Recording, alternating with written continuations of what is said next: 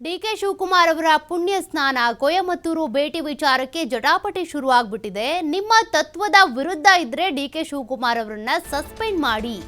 ಕಾಂಗ್ರೆಸ್ ವಿರುದ್ಧ ಸಂಸದ ಜಗದೀಶ್ ಶೆಟ್ಟರ್ ಅವರು ವಾಗ್ದಾಳಿ ನಡೆಸಿದ್ದಾರೆ. ಡಿಕೆ ಶಿವಕುಮಾರ್ ಅವರು ಕುಂಭಮೇಳಕ್ಕೆ ಹೋಗಿ ಪುಣ್ಯ ಸ್ನಾನ ಮಾಡಿದ್ದು ತಪ್ಪು ಅನ್ನೋದಾದ್ರೆ ಅಥವಾ ಕೊಯಮತ್ತೂರಿನ ಇಶಾದಲ್ಲಿ ಹೋಗಿ ಕಾರ್ಯಕ್ರಮದಲ್ಲಿ ಭಾಗಿಯಾಗಿದ್ರು ಅನ್ನೋದು ತಪ್ಪು ಆದ್ರೆ ನಿಮ್ಮ ತತ್ವಕ್ಕೆ ಅವ್ರ ವಿರುದ್ಧವಾಗಿದ್ರೆ ಸಸ್ಪೆಂಡ್ ಮಾಡಿ ಅಂತ ಜಗದೀಶ್ ಶೆಟ್ಟರ್ ವಾಗ್ದಾಳಿ ನಡೆಸಿದ್ದಾರೆ. ಅವರು ಕುಂಭಮೇಳಕ್ಕೆ ಕೊಯಮತ್ತೂರಿಗೆ ಹೋಗಿರೋದು ಸಹಜ ಅಷ್ಟೇ, ಇದರಲ್ಲಿ ದೊಡ್ಡಸ್ತಿಕೆ ಏನಿಲ್ಲ. ಇದು ಸರಿ ಇಲ್ಲ ಅಂದ್ರೆ ನೀವು ಅವರನ್ನ ಪಕ್ಷದಿಂದ ಸಸ್ಪೆಂಡ್ ಮಾಡಿ. ಕಾಂಗ್ರೆಸ್ಗೆ ಹಿಂದೂಗಳ ಬಗ್ಗೆ ದ್ವೇಷ ಇದೆ, ಇದರಿಂದ ಉದ್ಧಾರ ಅಂತೂ ಆಗೋದಿಲ್ಲ. ಹಿಂದೂಗಳಿಲ್ಲದೆ ರಾಜಕಾರಣ ಮಾಡ್ತೀನಿ ಅಂದ್ರೆ ಅದು ನಿಮ್ ಹಣೆ ಬರಹ. ಹಿಂದೂಗಳನ್ನ ಕೀಳಾಗಿ ಕಾಣೋದೇ ಅವರ ಅವನತಿಗೆ ಕಾರಣ ಆಗುತ್ತೆ ಅಂತ ಕಾಂಗ್ರೆಸ್ನ ವಿರುದ್ಧ ಸಂಸದ ಜಗದೀಶ್ ಶೆಟ್ಟರ್ ಅವರು ತೀವ್ರವಾಗಿ ವಾಗ್ದಾಳಿ ನಡೆಸಿದ್ದಾರೆ.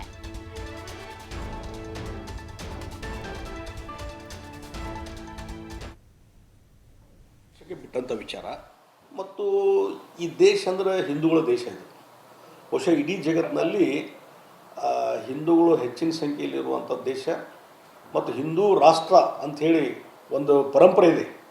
ಹೀಗಾಗಿ ನಾನು ಹಿಂದೂ ಅಂತ ಹೇಳ್ಕೊಳ್ಳಿಕ್ಕೆ, ಹಿಂದುತ್ವದ ಬಗ್ಗೆ ಮಾತಾಡಲಿಕ್ಕೆ ಇದು ಎಲ್ಲಿ ಅಡ್ಡಿ ಬರಬಾರ್ದು. ಈಗ ಡಿ ಕೆ ಶಿವಕುಮಾರ್ ಕಾಂಗ್ರೆಸ್ನವ್ರು ಇರ್ಬೋದು, ಆದರೆ ಅವ್ರ ನಡವಳಿಕೆ ಮತ್ತೊಂದೆಲ್ಲ ಹಿಂದುತ್ವದ ಅಡಿಯಲ್ಲಿ ಇರುವಂಥ ವ್ಯವಸ್ಥೆ ನಾನು ನೋಡ್ತೀವಿ. ಯಾವುದೇ ಹಿಂದೂಗಳ ಕಾರ್ಯಕ್ರಮದಲ್ಲಿ ಅವರು ಭಾಗವಹಿಸ್ತಾರೆ. ಹೀಗಾಗಿ ಅದನ್ನು ಅವರು ಬೇರೆ ಅರ್ಥದಲ್ಲಿ ಕಾಂಗ್ರೆಸ್ಸಿನ ನಾಯಕರು ತಿಳ್ಕೊಂಡ್ರೆ ಅದು ಅವ್ರಿಗೆ ಬಿಟ್ಟಂಥ ವಿಚಾರ.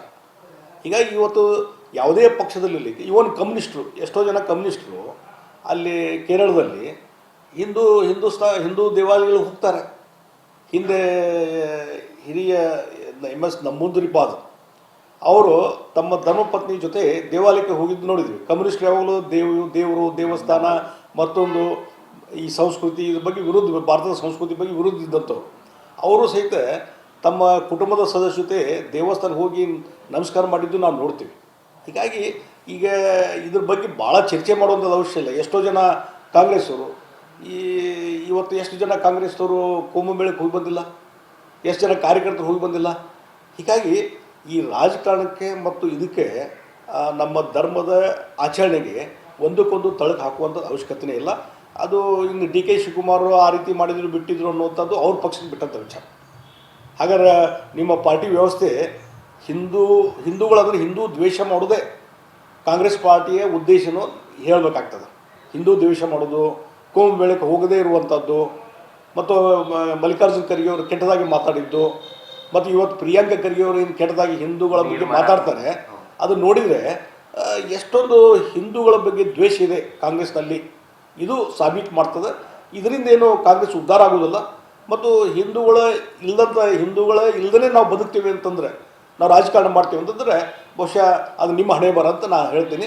ಅದಕ್ಕಾಗಿ ಇವತ್ತು ಭಾರತ ದೇಶ ಇವತ್ತು ಸನಾತನ ಧರ್ಮ ಮತ್ತು ನಮ್ಮ ಪುರಾತನ ತತ್ವ, ಆದರ್ಶ, ಸಂಸ್ಕೃತಿಗೆ, ಪರಂಪರೆಗೆ ಮೇಲುಗಲ್ಲಿದೆ ಭಾರತ ದೇಶ. ಹಿಂದೂ